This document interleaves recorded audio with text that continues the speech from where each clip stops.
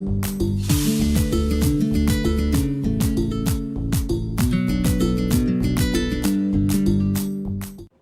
Canal 14 es un medio de comunicación acreditado con el sello de garantía del Colegio de Periodistas y Profesionales en Comunicación de Costa Rica.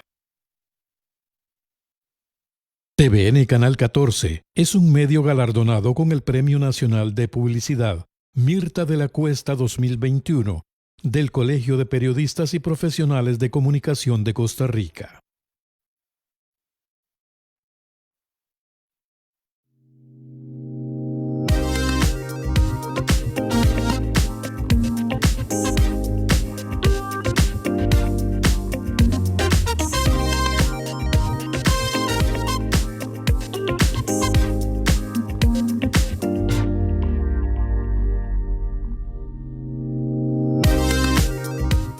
Hola, ¿cómo están? Muy buenas noches. Esta servidora Eliet Corrales les acompaña hoy nuevamente en un programa más de Mentes en Armonía.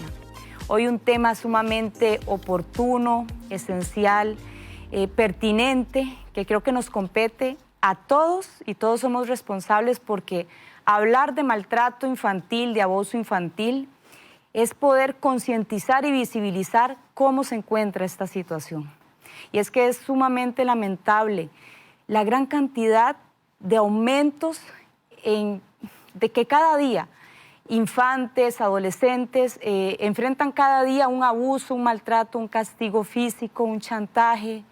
Y para el día de hoy tenemos una invitada muy especial a quien yo admiro muchísimo por su labor. Ella es licenciada en psicología, es Yanina Arias Rodríguez. Tiene 19 años de trabajar para los Sensinay del Ministerio de Salud, muy cercana a esta población, menores de edad, adolescente, niñez e infancia. Muy buenas noches, Yanina. ¿Qué tal? Buenas noches, Eliet.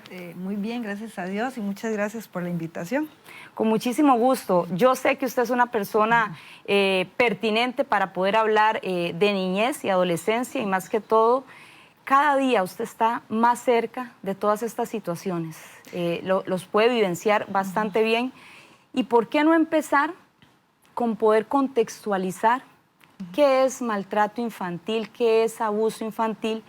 Porque yo sé que muchas personas minimizan exactamente este concepto, a que maltrato infantil puede ser algo que es evidente a través de una marca solamente, que es algo meramente muy violento.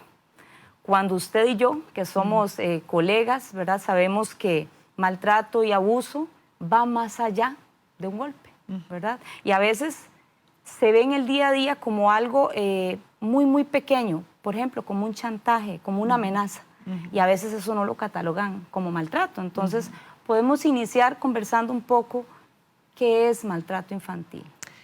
El maltrato infantil se da cuando una persona que se supone que está a cargo de un niño, una niña o un menor de edad, que tiene que cuidarlo, que tiene que protegerlo, lo lastima de X o Y manera, ¿verdad? Y es lo que usted habla, lo lastima de manera intencionada, intencionada, porque siempre hay una intención, ya sea físicamente o emocionalmente. Y es la persona que se supone que tiene que proteger, pero hay, como le digo, no es algo, no es accidental, es una intención, porque lo quiero, porque estoy muy enojado y entonces o estoy muy recargada, muy frustrada, muy estresada y me descargo en ese niño, en esa niña, en ese adolescente. Y entonces hay diferentes tipos de maltrato, pero básicamente vamos a como enfocarlo en esto, ¿verdad? Que es una persona que tiene una posición de autoridad, de que debe de proteger al menor o a la menor y está maltratando de alguna manera. Qué lamentable, Yanina, cuando, bueno, la familia yo la sigo viendo de esta manera. Es para mí la célula, la base sólida del desarrollo socioemocional de la niñez. Y por qué no de la adolescencia, ¿verdad? Pero principalmente de la infancia y de la niñez. Y que es ahí, en la raíz, ¿verdad? Exactamente es ahí donde mucha de la estadística viene del hogar, viene de las familias, ¿verdad? Viene de los encargados, de los cuidadores. Muy lamentable, ¿verdad? Porque el maltrato normalmente viene de una persona cercana al niño, el papá, la mamá, los cuidadores, gente de confianza para él, gente que se supone, para él o para ella, que se supone, lo que hablamos, que tiene que darle protección. Y el Estado debe darle protección y las instituciones debemos de darle protección a los niños y las niñas, pero la mayor protección tiene que venir del hogar y es ahí donde se está lesionando los derechos de los niños y las niñas en primera instancia. ¿Por qué maltratamos? ¿Por qué gritamos? ¿Por qué amenazamos? Si hubiera solo una respuesta, ¿verdad? Pero en este mundo tan diverso, de tantos matices, habrá muchas respuestas, porque hay situaciones muy, muy particulares. Pero mucho puede pasar, una generalidad, podríamos enfocarla en personas que han sido abusadas también, que han sido maltratadas, que tienen una historia de maltrato y vienen y reproducen esos patrones de crianza, porque lamentablemente vivimos en una sociedad, en una cultura que sigue validando el castigo físico, que sigue validando los gritos, la nalgada, el maltrato, este tipo de maltrato, la nalgada, bueno, esto enfocado en el castigo físico, pero también en esas palabras groseras que se le dicen a los niños y las niñas, porque no hemos interiorizado como tiene que ser los derechos de los niños y las niñas, el respeto que debemos de tenerles. Vivimos en una sociedad adultocentrista.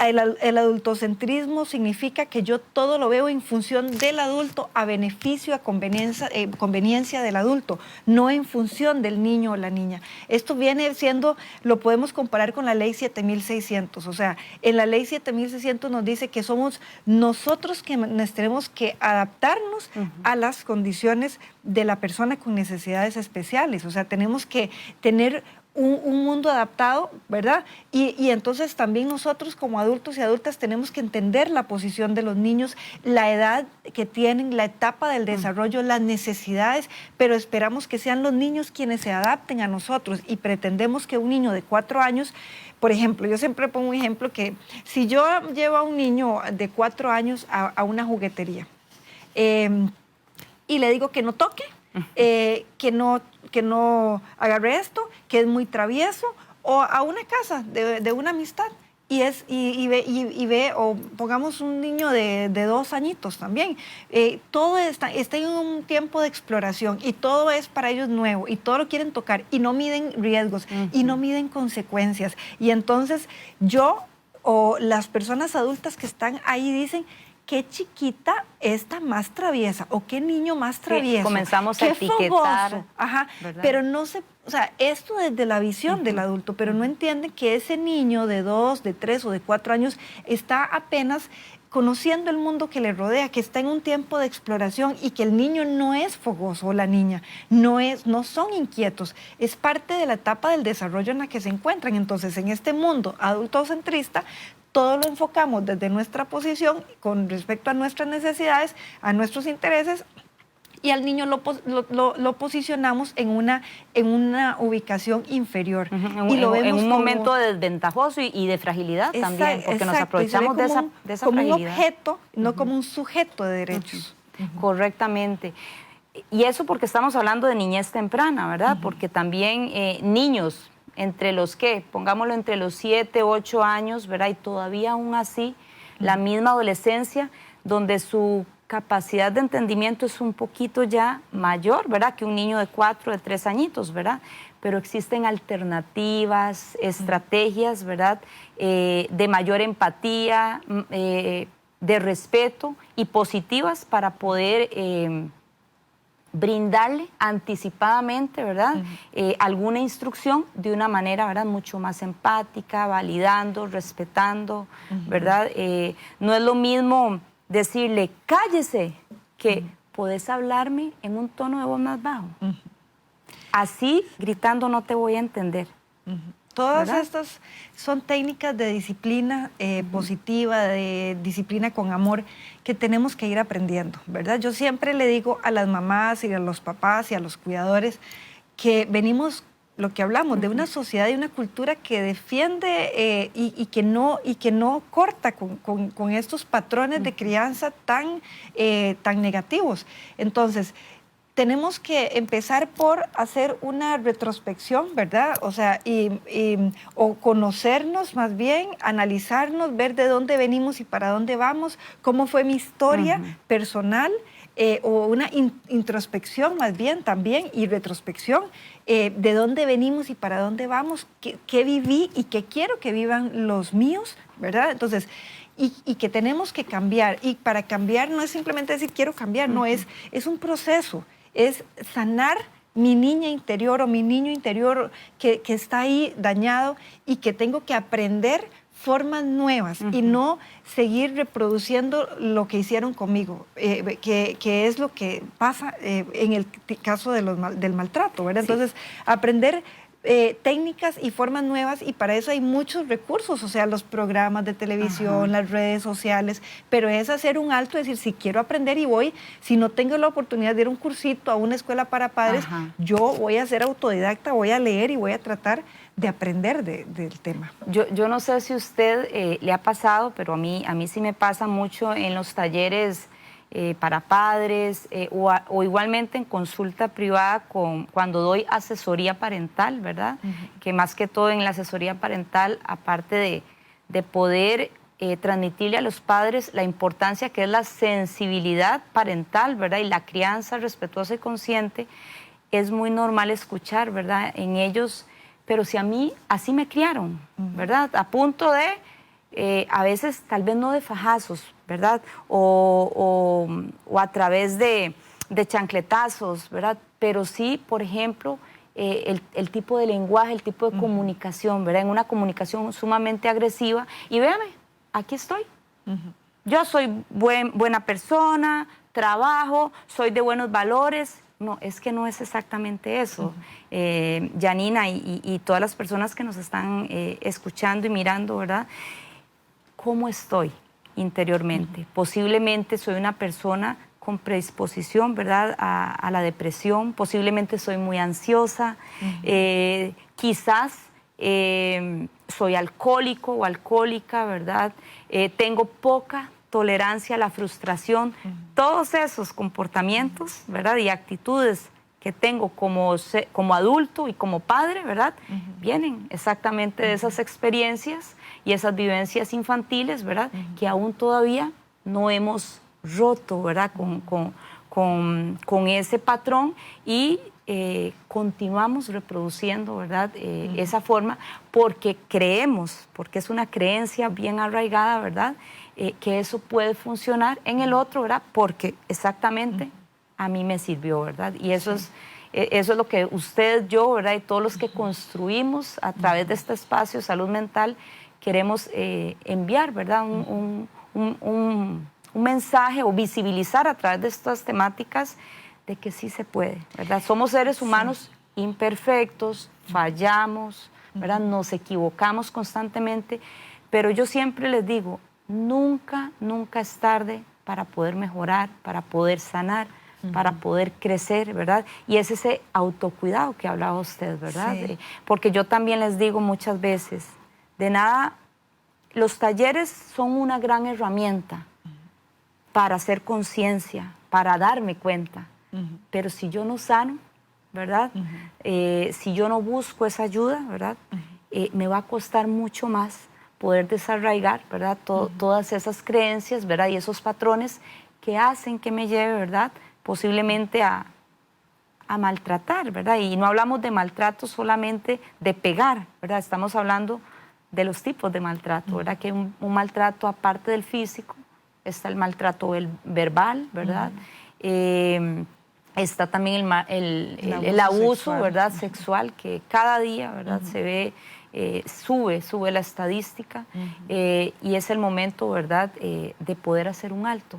Sí, a eso iba a mencionar, el abuso sexual, ¿verdad?, que es un tema que para muchas familias también es reproducir. Y de la misma manera que hablamos del castigo físico, porque es parte de lo que se vivió, yo les digo a algunas familias, en los talleres, para algunas familias el abuso sexual es como parte de lo que van a vivir. O sea, ya está instaurado ahí el abuso, el incesto, y se sigue reproduciendo y se sigue justificando, y se ve como en algunas familias se valida. Porque a mí mi abuelo me abusó y yo sé que a mis hijos los van a abusar, y esa cadena que, aunque para algunas personas es tan difícil de comprender, es una realidad, porque cuesta salir de ahí, de ese círculo de abuso, porque hay amenazas, porque hay un montón de situaciones que están ahí invisibles y que no podemos entender. Y lo que decía usted ahora, sanar. Y sanar empieza por aceptar, ¿verdad? No por decir, no, yo no quiero pensar en eso porque no quiero pensar que me pasó. No, es primero aceptar que me pasó, hacerlo parte de mi vida, porque ahí está en mis recuerdos dolorosos, pero sanar significa aceptar, llorar, desahogarme y decir, es parte de mi vida, no lo voy a borrar nunca, pero sí cada vez me va a doler menos. Y también sanar significa cortar con eso para poder decir no, o sea, no cargar con la culpa de que voy a permitir que siga pasando con las siguientes generaciones. Y sanar significa también empoderarse, que es un proceso que no es fácil, y se necesita ayuda profesional, empoderarse para llegar al punto de poner la denuncia, ¿verdad? Y quienes estamos ahí, que fuera de ese contexto familiar donde hay maltrato, el vecino, el amigo, quienes podemos darnos cuenta de que existe maltrato por instituciones del Estado, el Ministerio, o sea, en la escuela, en Cincinnati, donde sea, tenemos la obligación, no solamente porque la ley nos obliga, sino porque es el compromiso con la niñez y con la adolescencia de defender cualquier tipo de maltrato, aunque sea por una sospecha, pero nosotros tenemos la obligación de defender y de denunciar, porque ¿quién va a defender a esta población indefensa si no somos nosotras las personas adultas, si no hacemos conciencia, ¿verdad? Que inclusive muchas veces lo que estamos en el tema, ¿verdad? Las personas adultas siguen cargando con ese dolor de maltrato que vivieron. Y un día de estos hablaba con una señora que tiene 40 y tantos, y ella me decía, ¿cómo pasa la vida? Y yo ahorita mis 40 años, 40 y tantos, con hijos grandes, y tengo que seguir sufriendo el maltrato verbal de mi papá. Y lo sufro. Yo hablábamos de este tema, o sea, su niña interior está dañada, y cómo cuesta, ¿verdad? Pero sí tenemos que sea esta una oportunidad para tocar la conciencia de las personas que nos ven, los abuelos, las abuelas, tíos, tías, las personas adultas que tenemos a cargo, niños, ya sea porque son nuestros hijos, nuestros sobrinos, o porque tenemos un trabajo donde atendemos niños y niñas, de ponernos la mano en el corazón y decir, tenemos que reaccionar, porque pasa muchas veces que en las escuelas están las maestras suponiendo o viendo algo o viendo cambios de conducta en los niños, un niño o una niña que era muy alegre y está muy triste y están suponiendo, y no se están haciendo las denuncias y no se está reaccionando a este tipo de situaciones que muchas veces el niño o la niña no lo va a decir por su propia cuenta. Si no encuentra la confianza en ese adulto o adulta, no lo va a decir porque no es fácil para ellos, más cuando hay un nivel de temor como el que se vive en un tipo de maltrato, ¿verdad? Así es, Janina. Visibilizando a través de Mentes en Armonía el maltrato y abuso infantil. No se ponga de pie, venimos en un momentito y vamos a un corte comercial.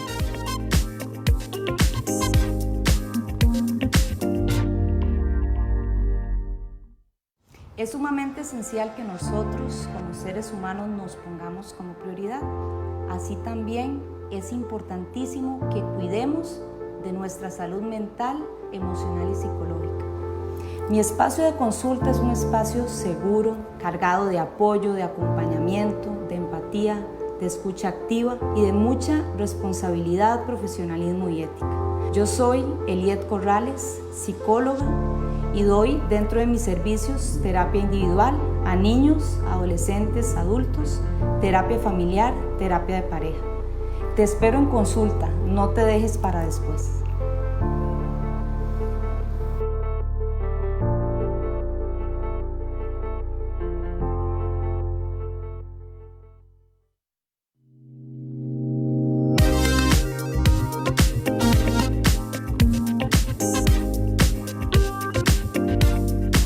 Gracias por estar aquí en compañía de Mentes en Armonía. Yanina, tenemos desde México a un colega nuestro, un psicólogo con una especialidad en psicología clínica. Vamos a ver un videíto de Hugo Munguía, ¿verdad?, acerca del maltrato y abuso infantil. ¿Qué tal? ¿Cómo están? Es un gusto poderlos saludar de nueva cuenta en este espacio del programa Mentes en Armonía. Mi nombre es Hugo Munguía, maestro en psicología clínica cognitiva. Los saludo desde México a toda la audiencia y al staff del programa. El día de hoy vamos a comentar acerca de un tema muy delicado, sensible, pero muy relevante. Me refiero al maltrato infantil.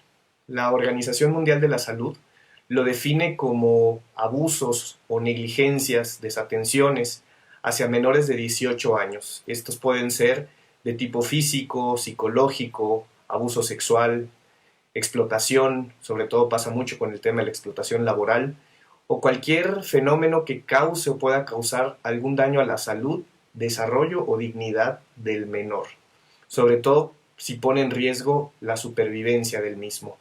Incluso se considera como un tipo de maltrato infantil exponer a los chicos a situaciones de violencia. Esto puede pasar dentro del seno familiar, ¿no? ¿Qué consecuencias acarrea este fenómeno? Pues de lo que se reporta según las investigaciones, hay mucha relación con más actos de violencia, con depresiones, con trastornos de ansiedad, confusión, desconfianza, problemas de autoestima, consumo de sustancias, obesidad. En los adolescentes, conductas sexuales de alto riesgo, embarazos no deseados, entre muchos otros fenómenos que se pueden ligar a este tema. Es importante mencionar que a nivel mundial reportan que 1 de cada 5 mujeres comenta que sufrió algún tipo de abuso en la infancia y en el caso de los hombres 1 de cada 13. ¿Qué pasa en América Latina, en nuestro contexto? Se reporta que 99 millones de menores de 17 años sufren algún tipo de maltrato y más de la mitad de los menores de entre 2 y 4 años reciben algún tipo de castigo físico. ¿Qué podemos hacer? Es muy importante entender que esto es un trabajo interdisciplinario, no es cosa exclusiva de un área, porque hay muchos factores que intervienen. Pensemos en los padres con frustraciones económicas, con preocupaciones, con conflictos de pareja. Entonces hay muchas cosas que se pueden generar y que todas estas emociones, frustraciones las podemos descargar con los chicos. Entonces se necesita un trabajo interdisciplinario, un grupo integrativo. En Colombia, por ejemplo, se está trabajando de esta forma con un grupo de expertos de diferentes áreas como desarrollo infantil, psicología clínica, psiquiatría, neurociencias, trabajadores sociales. Y lo que buscan estas intervenciones es fortalecer a la familia, a sus vínculos. Van generando visitas a domicilio cada cierto tiempo para sensibilizar, para informar a los padres acerca de estilos o estrategias de crianza, comunicación, y poder identificar señales que los chicos refieran de que pueden estar sufriendo algún tipo de maltrato. Como vemos, todos podemos ser agentes de cambio con este tema, estar bien informados y sobre todo tener en cuenta las consecuencias que esto puede traer, no solo a nivel individual, sino a nivel comunidad. Muchas gracias. Qué información más relevante, ¿verdad? Y es que agentes de cambio, me gustó exactamente esa frase. Usted, yo y usted que nos está viendo en casa, somos agentes de cambio. Podemos generar esa huella positiva en las familias, en nuestros hijos, en nuestros sobrinos, ¿verdad? Con nuestros alumnos también. Y es que no es algo a nivel país, a nivel Costa Rica, ¿verdad? Lo decía nuestro colega, es una realidad. Va en aumento, es oportuno hablarlo para así tomar conciencia. Y Janina, ¿cómo ha aumentado, verdad, también como otros problemas a nivel de salud mental, depresión, ansiedad, cómo ha aumentado por el confinamiento, por la pandemia, la situación de desempleo, porque el maltrato no es algo que se dio, ¿verdad?, hace año y 8 meses, ¿verdad? Es algo que también es de salud pública, ¿verdad? Que está en la estadística, ¿verdad? Y aquello que no se reporta, imagínese, ¿verdad? Entonces, ¿qué puedes, usted que trabaja, ¿verdad?, a nivel de Estado también y está más de cerca con la niñez, no tanto con la adolescencia, pero podemos incluirla también, ¿cómo ha afectado a nivel país, ¿verdad?, toda esta situación de confinamiento y qué puede conocer usted y poder informarlo aquí, ¿verdad?, que se está viviendo en esta temática? Efectivamente, lo que usted dice y lo decía ahora Hugo en su comentario, la situación que se está viviendo desde la parte social y económica es un factor súper influyente en el maltrato y en las agresiones a los niños y las niñas. O sea, en este tiempo, ¿verdad?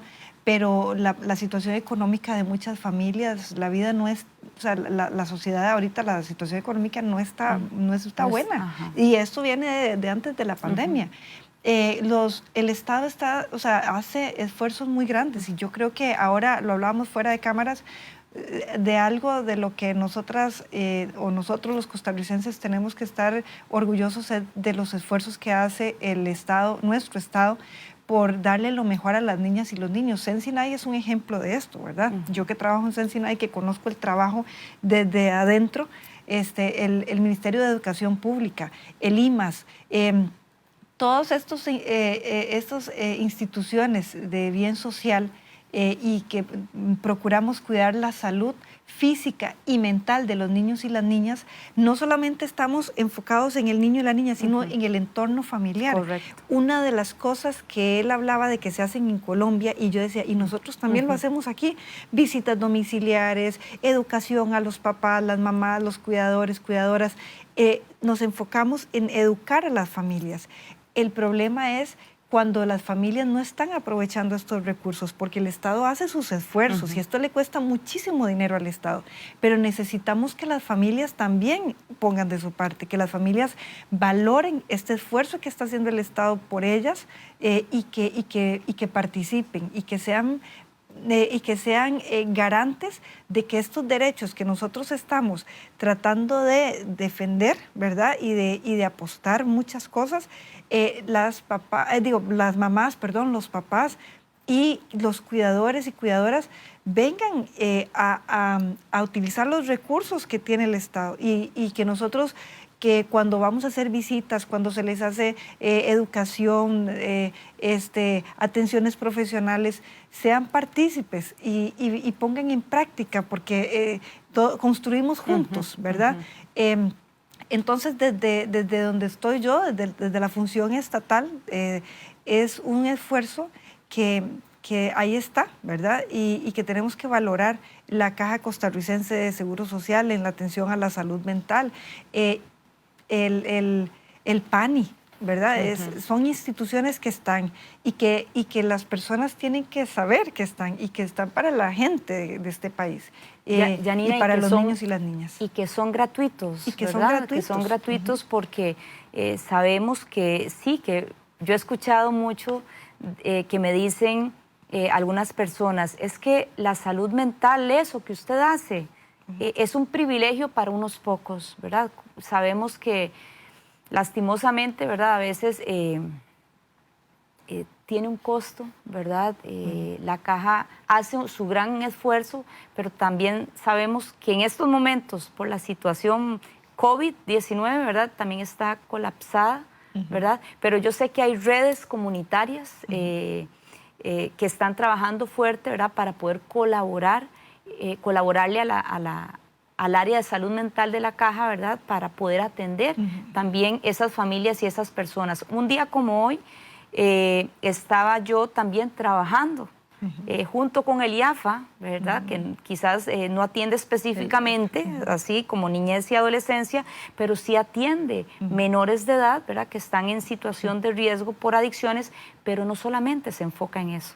Ellos se enfocan también en habilidades para vivir, para formación de padres y madres. Y exactamente el día de hoy estábamos trabajando estilos de crianza, ¿verdad? Para trabajar la comunicación efectiva y asertiva, para que ellos conozcan qué tipo de familia también soy, ¿verdad? E ir rompiendo exactamente con esos patrones. Y qué bonito, porque queríamos más, pero con eso estamos sumamente agradecidos, porque eran 26 mamás y papás que quieren mejorar, que quieren crecer, que se sienten validadas, ¿verdad? Y validados en un equipo, ¿verdad? Como esos.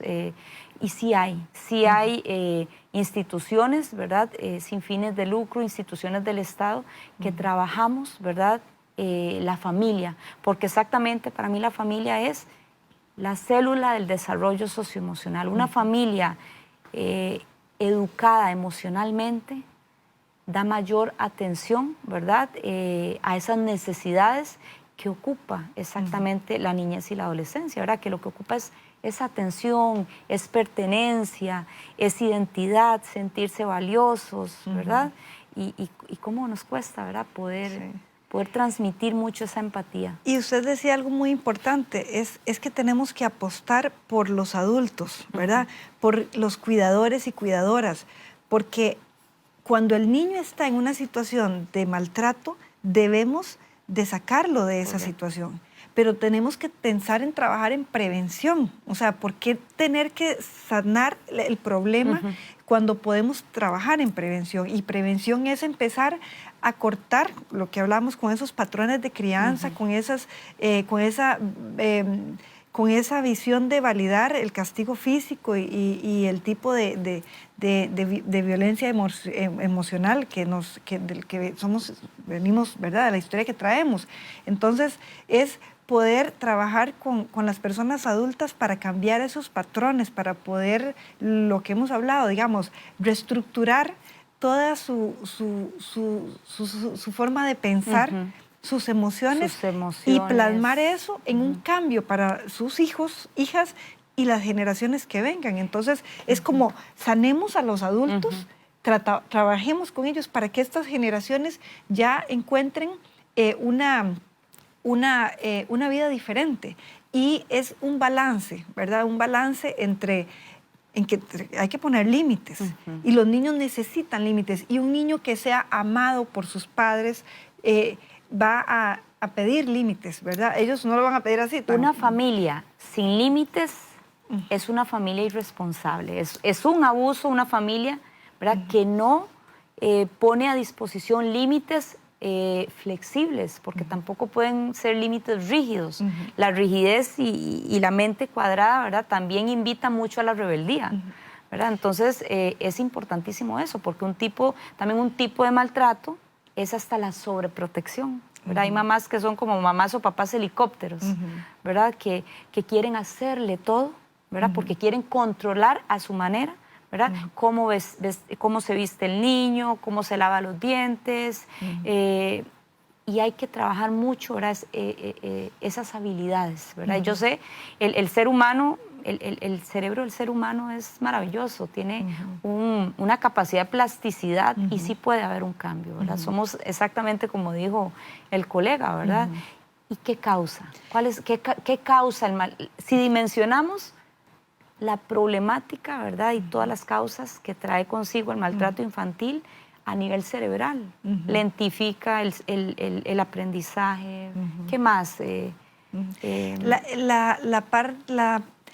área emocional y psicológica es la que más afectada se ve, porque cuando hay abuso físico, se sana en su momento, ¿verdad? Si hay moretones, si hay una quemadura, o quedó una marca, o quedó una cicatriz, sí, y eso va a quedar para toda la vida, la cicatriz.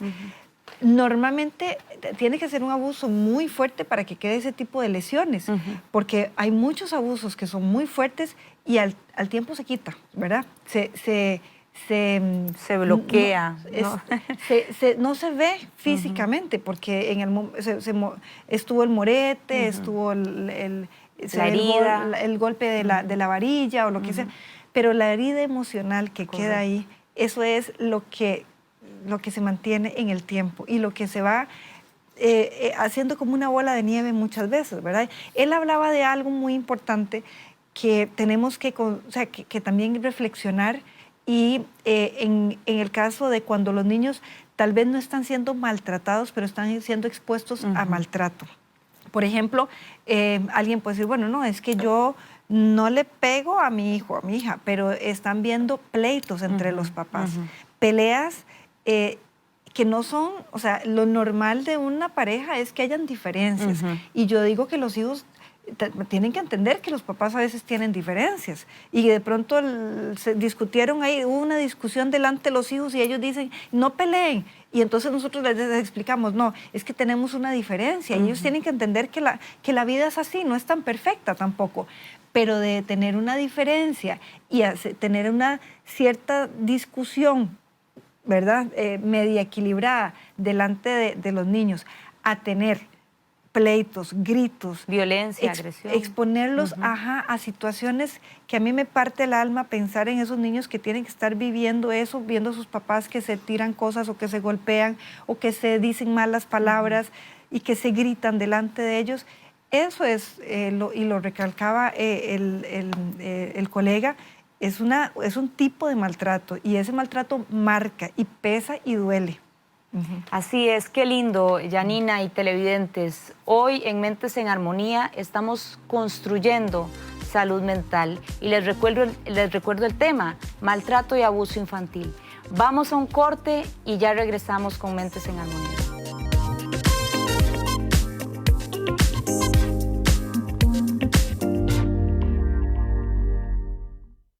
Es sumamente esencial que nosotros, como seres humanos, nos pongamos como prioridad.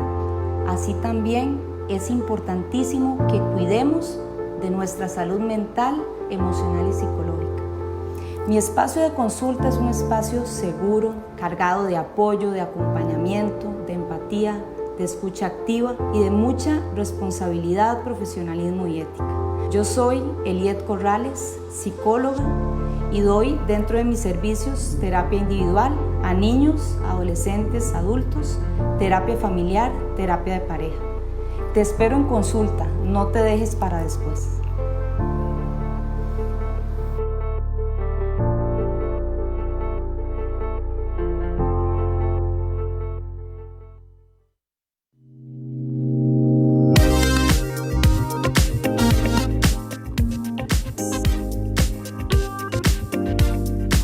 Nuevamente estamos aquí en Mentes en Armonía. Janina, vamos a ver un video de la UNICEF hablando de este tema tan enriquecedor, ¿verdad? Que hay que visibilizarlo y hay que tomar conciencia el día de hoy. Deben educarnos y corregirnos poniéndonos límites y reglas, pero nunca lastimándonos o humillándonos. ¿Cómo es una situación de violencia?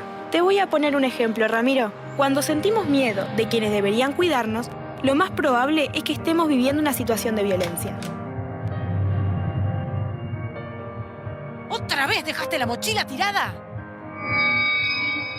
¿Hay violencia doméstica cuando hay violencia dentro de nuestra familia? Nuestra familia pueden ser las personas que viven dentro de nuestra casa o también personas que son cercanas.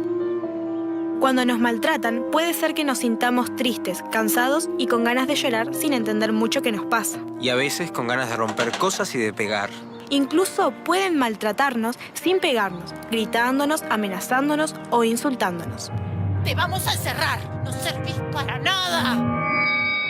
Una cosa es que los adultos nos pongan límites y otra cosa es cuando todo el tiempo se nos prohíbe hacer cosas que nos gustan. Nos amenazan con cosas que no nos gustan, nos gritan o nos pegan. Si sentís que te está pasando esto, debes pedir ayuda. Y tenemos la obligación de ayudar. El maltrato físico y verbal no puede ser nunca parte de la educación de nuestros niños y niñas. Hoy sabemos que esto afecta su desarrollo y que en muchos casos sus secuelas son para toda la vida.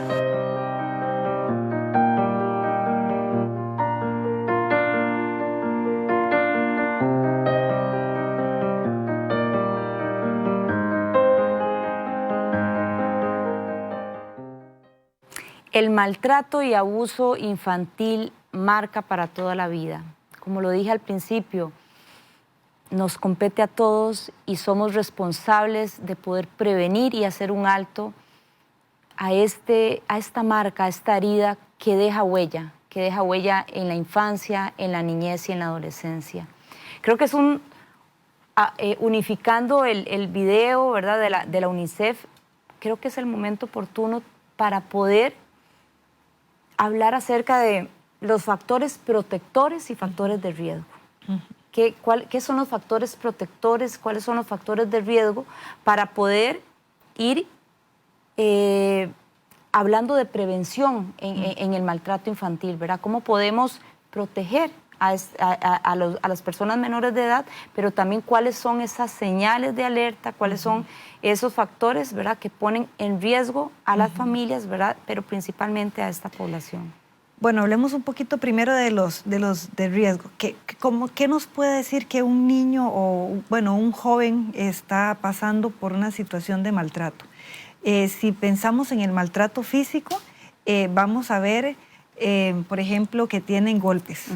Algunas veces puede pasar que en un clima caliente tienen que salir y andan con cuello tortuga, manga larga, y uno dice, ¿por qué con este calor tan abrigado? Pero es porque andan cubriendo los golpes. Dejan de ir a la escuela unos días, por eso las ausencias también en la escula o en el kinder, en el colegio. A veces, por lo menos para nosotros es importante y se hacen visitas domiciliares porque no sabemos si la ausencia porque estaba enfermo, estamos esperando que se le pasen los golpes que tiene, ¿verdad?, los moretes. Entonces, es evidente, cuando ese castigo físico, en algunos casos, o la mayoría, se evidencia en lesiones del cuerpo, en la ¿verdad?, parte del cuerpo. Ajá. Pero también hay cambios en el comportamiento de los menores de edad. Voy a decir menores para no referirme solo, como yo trabajo con niños pequeñitos de primera infancia, entonces yo me ubico más en esta población. Pero en los menores de edad hay cambios en sus comportamientos. Tal vez son personas que han sido alegres, extrovertidas y se vuelven retraídos, introvertidos, no quieren compartir, no quieren socializar, empiezan a somatizar, quiere decir que empiezan con dolor de cabeza, dolor de estómago, que les duele algo. Janina, y también con regresiones evolutivas, ¿verdad? Regresiones, el control de esfínteres vuelve otra vez de regreso. Exactamente, en los niños, eso sí, ya más pequeñitos. Algunos también vamos a ver, tienen pesadillas nocturnas, ¿verdad? Vuelven otra vez a la cama de mamá. Por ejemplo, con los pequeñitos que no se quieren ir con la persona que los viene a recoger a la escuela, llegó la tía y no quiere y llora porque no se quiere ir con esa persona. Y entonces uno se queda así como, ¿qué es lo que está pasando? ¿Por qué se supone que los chiquitos están bien, disfrutan de estar en este espacio, pero también se ponen felices cuando se tienen que ir para la casa y viene la persona cuidadora y no quieren que... o pasa con los bebecitos, ¿verdad? Que muchas veces usted dice, llegan a un lugar, no pueden hablar porque tienen meses, o tienen un añito, año y medio, y lloran desconsoladamente porque no quieren estar en ese lugar o con esa persona, y entonces eso nos da una señal de alerta de que algo está pasando. Sí, de que ese vínculo está frágil, ¿verdad? Exactamente. Hay cambios, ¿verdad? Se vuelven groseros también, agresivos, de malas palabras. Cuando hay abuso sexual también pasa que muchas veces tienen conductas sexuales inadecuadas para su edad y para su, digamos, lo que deberían de conocer, porque la primera infancia, por ejemplo, es una etapa en la que ellos están explorando su cuerpo y conociendo el cuerpo humano. Entonces, en su ingenuidad, podría ser que encontremos a dos niños ahí jugando y conociéndose, teniendo algún tipo de juego sexual inocente. Pero ya hay juegos sexuales donde tienen una conducta que uno dice para la edad no, ¿verdad? Donde puede haber algún tipo como de manifestación de sexo oral o de qué sé yo. Ellos lo manifiestan. Una masturbación temprana también, ¿verdad? Sí, la masturbación en la primera infancia, la masturbación en la primera infancia puede ser parte del desarrollo, pero sí cuando es compulsiva. Es cuando está hablando de más compulsividad. Cuando es compulsiva, entonces ya eso sí, porque no podemos pensar que cuando hay abuso sexual el niño está necesariamente siendo digamos que está sufriendo del todo, porque muchos niños en su ingenuidad no entienden todavía. Un niño de 3 años, por ejemplo, que está siendo abusado sexualmente, a no ser de que haya algún tipo de penetración, que eso ya es muy doloroso, pero si hay jueguitos sexuales de la persona adulta con el niño pequeñito, el niño no entiende. Y de pronto la persona adulta lo está estimulando, y todos los seres humanos somos seres sexuados y tenemos placer en las zonas íntimas, ¿verdad? Entonces, a una niña que una persona en su abuso le está acariciando el clítoris, para ser muy clara en el tema, entonces la niña está sintiendo unas cosquillitas que ella no entiende que eso es un abuso sexual. Un abuso sexual se da cuando una persona con un conocimiento y en una posición de poder está abusando está ejerciendo ese tipo de conductas con una persona menor y en una condición vulnerable. Entonces, el niño o la niña está siendo abusado sin entender qué está pasando, que esta persona de confianza me está haciendo algo que de pronto me hace sentir incómodo, pero no me duele, ¿verdad? Y nada más me dijo que me va a regalar unos confititos y entonces me incomoda, pero por eso es tan importante también en este tema hablarlo con naturalidad, con nuestros niños, nuestras niñas, y explicarles cuáles son las partes privadas, que esto no tiene nada de malo, Diosito las puso ahí porque tienen una función importante en el cuerpo, pero no podemos permitir que otras personas las estén tocando, siempre es para las necesidades fisiológicas o para cuando vamos al doctor, etcétera. Son temas, y si no, por lo que hablábamos antes, no podemos decir que no sabemos cómo, porque ahora en redes sociales uno puede averiguar de todo. ¿Cómo hablarle a mi hija de 3 años? De sexualidad también, o de ¿verdad? 5 años o de 8 años, prevención, cómo hablarle a los niños para prevenir el abuso sexual. Y entonces en YouTube y en Google y en en el buscador que sea, van a aparecer un montón de opciones. Entonces es retroalimentarnos de lo que tenemos, de los recursos. Si no podemos pagar, buscar. Ahora casi todo el mundo tiene teléfonos inteligentes, acceso a internet, y es una opción para, yo siempre digo, en lugar de estar viendo cosas redes sociales, que tal vez son cosas que no me alimentan en nada positivo, mejor aprovecho esos tiempos para averiguar o para investigar sobre cómo disciplinar con amor, cómo hago porque mi hija tiene terrores nocturnos. Entonces aprovechemos los recursos que hay para cosas positivas y no para momentos de ocio que al final debería de aprovecharlos aprendiendo sobre alguna situación o investigando sobre alguna situación que está pasando en mi vida o en mi familia. Y todo lo contrario, ¿verdad? Con aquellos elementos, ¿verdad?, que protegen a toda la niñez, ¿verdad?, que son las familias, ¿verdad? Y no estoy hablando solamente de familias tradicionales, ¿verdad? Una familia biparental, sino hay familias monoparentales, homoparentales, ¿verdad? Extendidas, pero que sean familias que siempre brinden, ¿verdad?, armonía, comunicación, diálogo, aquellas familias que validan la emoción, ¿verdad? Cuando un niño se cayó, cuando un niño quebró un vaso, cuando un niño está peleando con su hermanito, ¿verdad? Y a veces no conocemos exactamente el desarrollo por el cual está pasando, ¿verdad?, ese niño o ese adolescente, ¿verdad? Y siempre vemos el punto negro en cualquier comportamiento, ¿verdad? Entonces, qué importante, ¿verdad?, poder identificar también esos factores protectores, ¿verdad?, como una manera de prevenir, ¿verdad? Y de poder hablar acerca de esta temática. Exactamente, como dice usted, estos factores protectores, cuando nosotros los hacemos parte de nuestra familia, le decimos a los hijos, a las hijas, que son personas importantes, que con palabras positivas, y los corregimos con palabras positivas, y les empezamos a inculcar el que se den valor a ellos mismos o a ellas mismas, entonces ahí es donde ellos y ellas van a ir desarrollando y alimentando una autoestima fuerte para defenderse y para entender también que tienen en quién confiar, en adultos que están ahí, en cuidadores que están ahí, a quien pueden llegar a decirles lo que esté pasando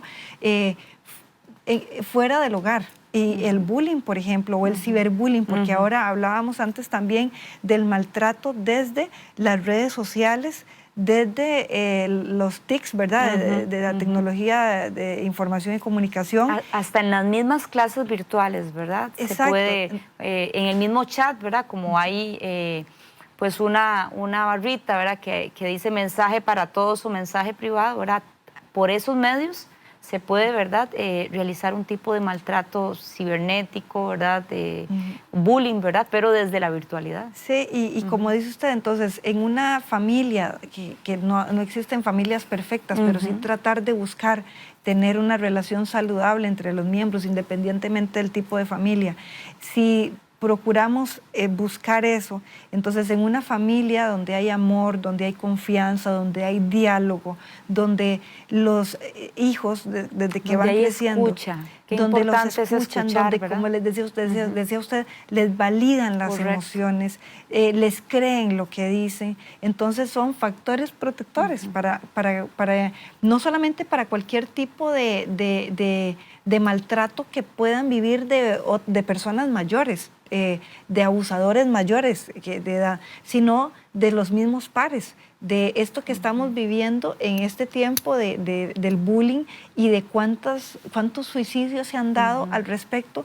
Y entonces tener esos tiempos de escucha y de conversación y de diálogo con nuestros hijos pequeñitos o adolescentes, pero esto ojalá que lo pueda inculcar desde niños, porque muchas familias tal vez no lo hicieron y ya cuando la hija tiene 16 años quieren tener un tiempo de diálogo y no es una costumbre que se le inculcó desde pequeñita. Entonces, para quienes tenemos hijos... Va a costar un poco más, o sea, nada es imposible. Nada es imposible, sí.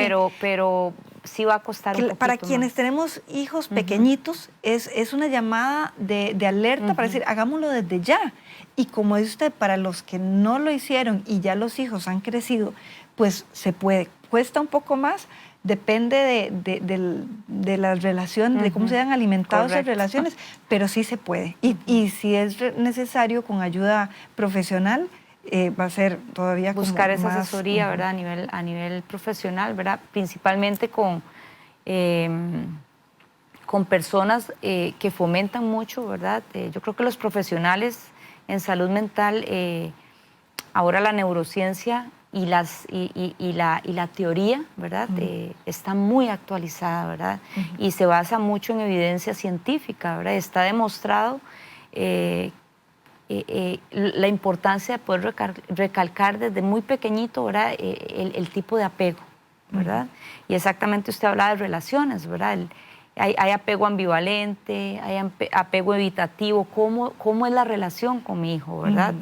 Tenemos que hacer esa introspección que usted hablaba antes, ¿verdad? Para poder, ¿por qué mi hijo está tan distante? ¿Por qué ya está más temeroso? ¿Por qué ya no me habla tanto o me responde de mala manera, verdad? Esas exactamente son señales que hay que ponerle bastante atención. Otro factor protector también, que estamos trabajando mucho la familia porque en realidad el cambio, ¿verdad?, tiene que darse desde el hogar, ¿verdad? Porque ellos crecen exactamente ahí y ahí van a ser adolescentes y van a ser adultos también. Pero también factores protectores hasta en el mismo entorno externo, ¿verdad? En el vecindario, ¿verdad?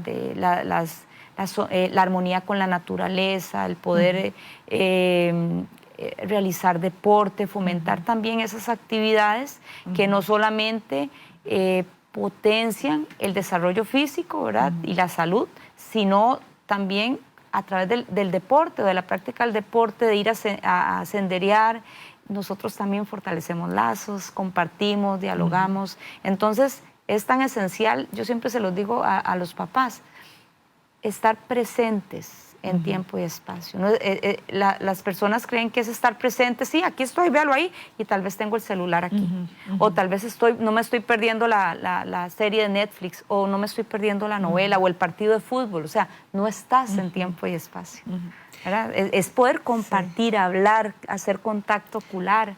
Y muchas veces pasa que los papás y las mamás no conocen a sus propios hijos porque no saben cuál es su color preferido, cuál es su cantante preferido, quiénes son sus amigos, cuáles son sus gustos de una cosa o de la otra, y porque se han perdido, ¿verdad? Conforme van creciendo, se van perdiendo esos espacios de interactuar, porque los hijos se van volviendo más independientes y buscan más a sus pares, y está bien que busquen más a sus pares, porque con ellos se sienten muy cómodos, pero sí es importante sacar esos espacios de familia donde se le pregunte a los hijos, a las hijas, cómo les fue en el colegio, qué hicieron, o sea, ir alimentando esa confianza, ¿verdad?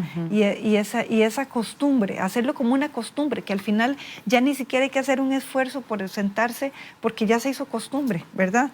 El demostrar amor con palabras y físicamente también, porque conforme van creciendo pasa como que ya se va cortando eso, se van alejando. Entonces es decir te amo con palabras y con acciones, con abrazos, correcto. Porque ellos lo necesitan. No importa la edad que tengamos los hijos, ¿verdad? O las hijas, siempre es importante eso. Y entonces, no, es que como ya tiene 16 años ya no le gusta que yo lo abrace. Esas cosas pues tendrán una etapa en la que buscan ahí como un poquito de distancia, pero nosotros, las mamás y los papás, tenemos que ser insistentes y no, venga, yo quiero abrazarlo, venga, o yo quiero abrazarla. Y ser insistentes con eso y no dejarnos envolver por esos momentos que al final, ya después cuesta. No es difícil. Para ir cerrando, hay una sospecha de maltrato, hay una sospecha de abuso. ¿Qué hacer para no ser cómplice, para romper el silencio también, ¿verdad? ¿Dónde puedo acudir? ¿Qué es lo primero que yo tengo que hacer? Si sé que el vecino, o si sé que en mi familia, o si se acerca un hijo, ¿verdad? Y hay sospecha de, ¿cómo puedo yo acudir a una institución o a una persona?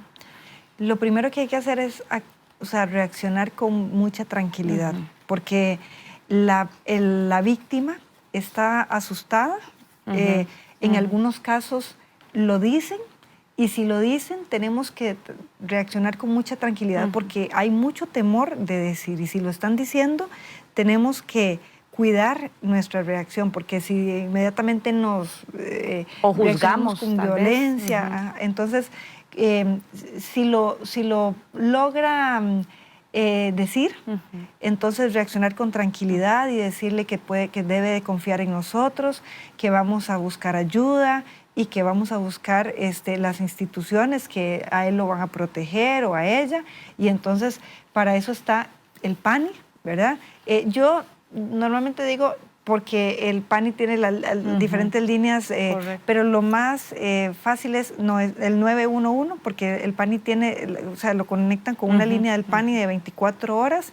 Entonces, en primera instancia, yo las denuncias algunas veces que he tenido que abordar situaciones así de emergencia, el 911, que tiene conexión con las instituciones en situaciones de emergencia, entonces si tienen que contactar con el INAMO, con el PANI, con el IMAS, con hogares de, ¿cómo se llama? Estos centros donde se llevan a las personas víctimas, ¿verdad? Entonces, de agresión, entonces el 911 o el PANI, ¿verdad? La fiscalía también para poner la denuncia al Ministerio Público.